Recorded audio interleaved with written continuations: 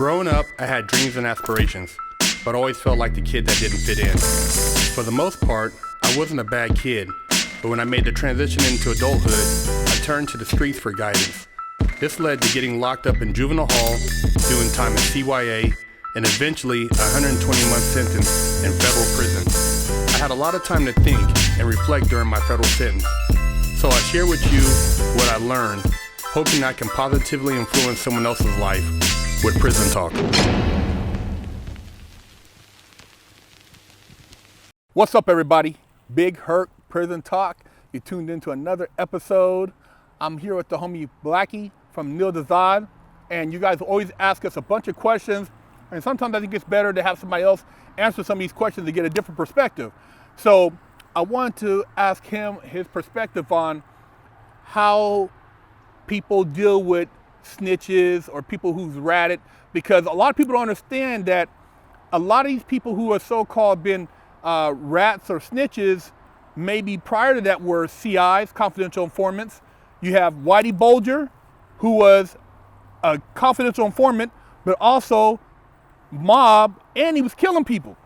And at the end of the day, he got cracked, got locked up. He was an old man. They still didn't give him a pass. They locked and socked his ass.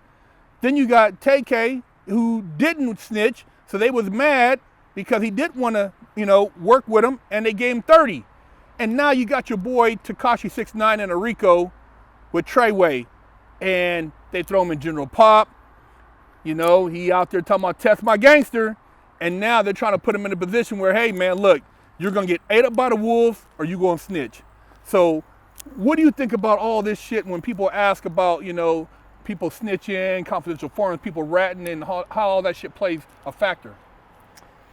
Well, I'm just gonna say before I even get into any of that, if you don't have to adhere to certain rules, like meaning that you're just a regular person on the street and you see a crime and you tell, you may be a snitch to everybody else, but to me, you're just a regular person. Right. You don't have to adhere to the rules that we got to adhere to. That's right. Being an ex-con, being a gang member, being whatever, or ex-gang member, or anybody that has ever been involved in any type of criminal anything.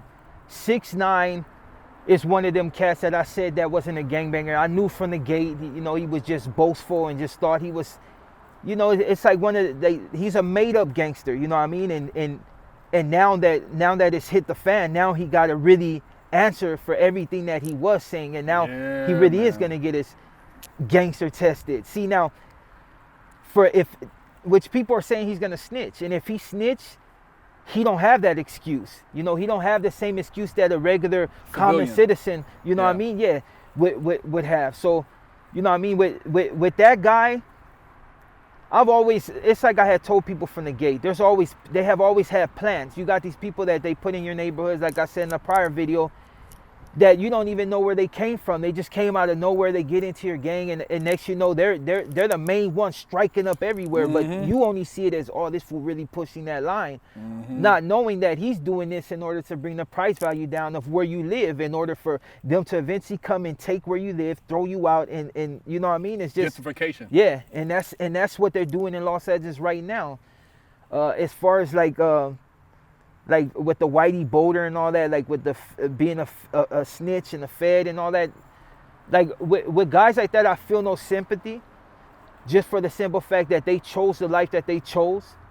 So the way I see it is, if you're gonna get involved in this life, and that's why I tell people to try to deter them from it. If you're gonna get involved in this life, know the consequence of your action.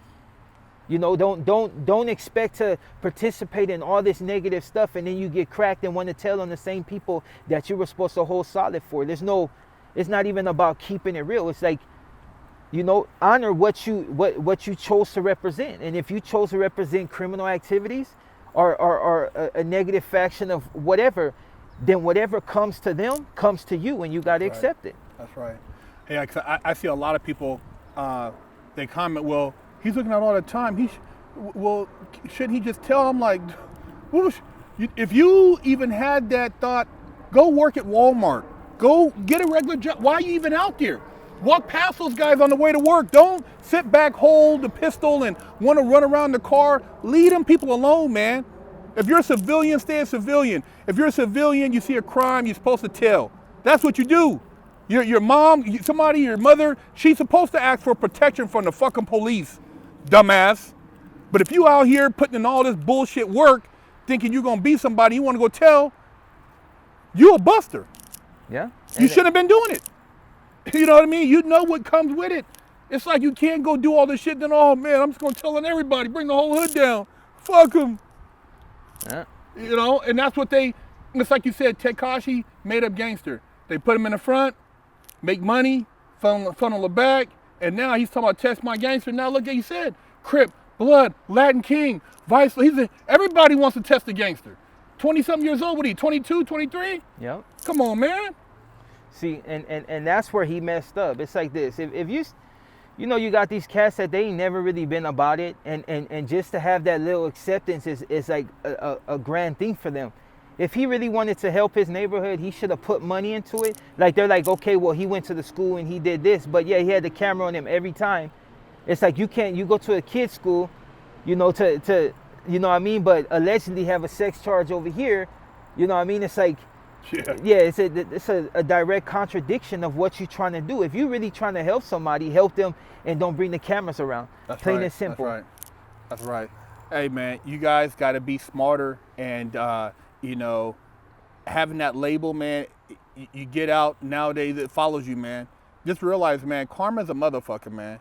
And your actions, you know, they always talk about, oh, you're you know, at the pearly gates, you'll be judged. Nah, you're going to get judged right around here.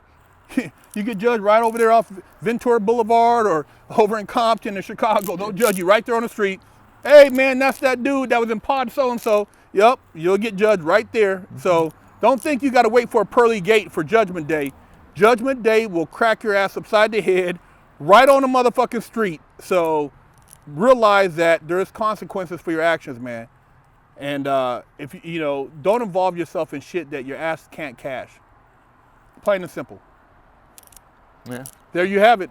Big Herc and Blackie. Prison Talk.